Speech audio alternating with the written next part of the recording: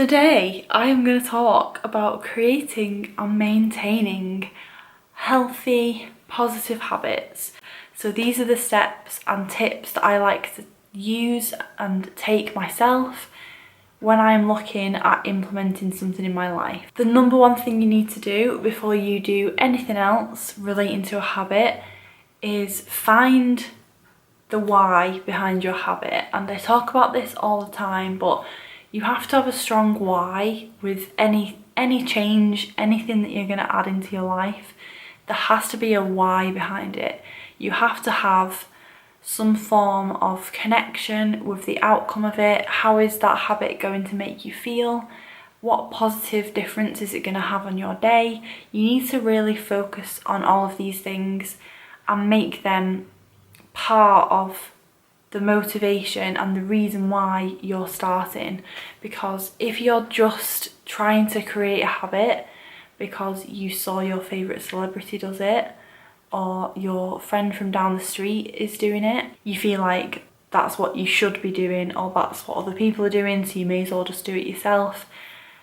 There's not enough justification. I feel like a really positive, sustainable, healthy habit takes a lot of reflection. So you could journal, you could talk to someone, you could make a big list about why you want to start doing this thing, but you just need to make it a focus and decide on that why before you even start to do that habit. My second tip is to make sure it's completely realistic and sustainable in your life and your personal circumstances. And this ties back into the previous point, because a lot of people feel like they should sign up for a 5k, or they should join the gym, or they should do this, or they should do that, because we're shown these different things and it can start to feel like everyone else is doing it, so you should be doing it too, or they're the only habits that are gonna make you healthy or fit or successful or whatever else it is. All that matters at the end of the day is that that habit is realistic and sustainable in your life and according to your circumstances. Your habit needs to slot seamlessly into your daily schedule and your life. Realistic and practical to actually get done every day, because you have time to do it, you have the space and resources to do it. It allows you that freedom to go and do the other things that you enjoy doing and to fit it around your life and to be in control of it. A lot of us end up resenting these really strict, restrictive, extreme habits and lifestyle changes, especially when it comes to things like health and fitness, because we feel so boxed in and restricted and like we have no control, and we know that it's just not a way to live. It's not a sustainable, enjoyable way to live. I always think choosing a realistic habit is the easiest way to make sure that you're going to maintain that habit. Decide on something so simple and so easy that not only is it going to seamlessly fit into your life, but it's also almost silly not to do it. Every afternoon and evening when I finish my work schedule, I always write out my schedule for the next day. This takes maybe 5 minutes.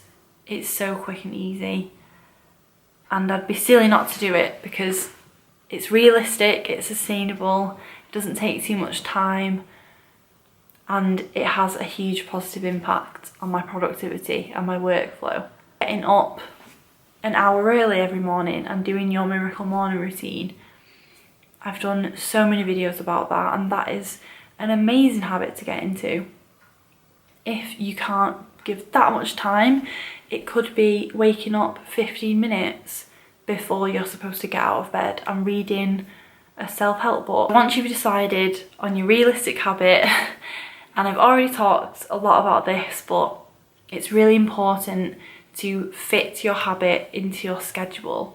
You can't just decide, oh, I'm gonna start doing this, and then not actually get the plans in place to do that thing. I always recommend trying to do it at around the same time every day, I feel like that just practically makes it easier to do and sustain, but it also trains your brain. You get out of bed, you go for a wee, you brush your teeth, whatever else, you drink a glass of water, whatever else. It's a habit, and you just do it because you've done it at the same time every single day since you can remember. And you have to treat your new, like, healthy habits in the same way. So you've decided on your sustainable habit, you've implemented it and planned it into your schedule, and the next steps are all about maintaining that habit. You need to find ways to track it, to get support with it, and to have some sort of accountability towards it. This is all about maintaining that motivation, because initially your mind will be full of that why, and you always feel motivated at the start of any positive endeavour that you begin. For the first week you don't really have a problem, but for the next few weeks, between that time and the habit becoming like an unconscious, easy thing to do, you have to find ways to keep yourself accountable, to keep yourself focused on that task, and to track your progress with it and physically see when you skipped it, when you've done it. There are so many different ways to do this, and I feel like everyone is so individual in how they personally stay motivated. Some people are all about accountability.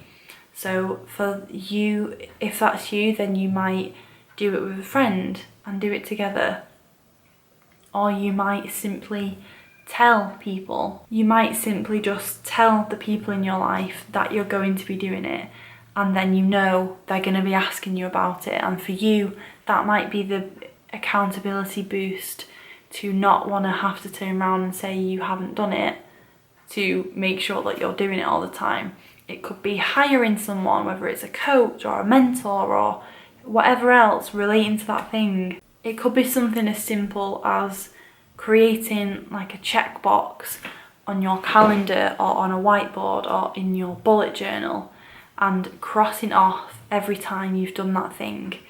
And for me, that is one of the best things, because I hate seeing a blank square on those things and knowing that I have skipped my habit. You're almost manipulating yourself and bribing yourself in a way, and making it so that you really, really will want to do that thing even on the days where perhaps you can't be bothered, or you wake up and initially don't want to do it. And finally, I wanted to finish on the topic of maintaining habits, that you have to accept your setbacks and learn from them, because you are human. There are going to be periods of time, whether it's one day, whether it's a full week, whether it's months, where you go without doing that habit and you completely fall off the wagon, as they say, and just forget about it.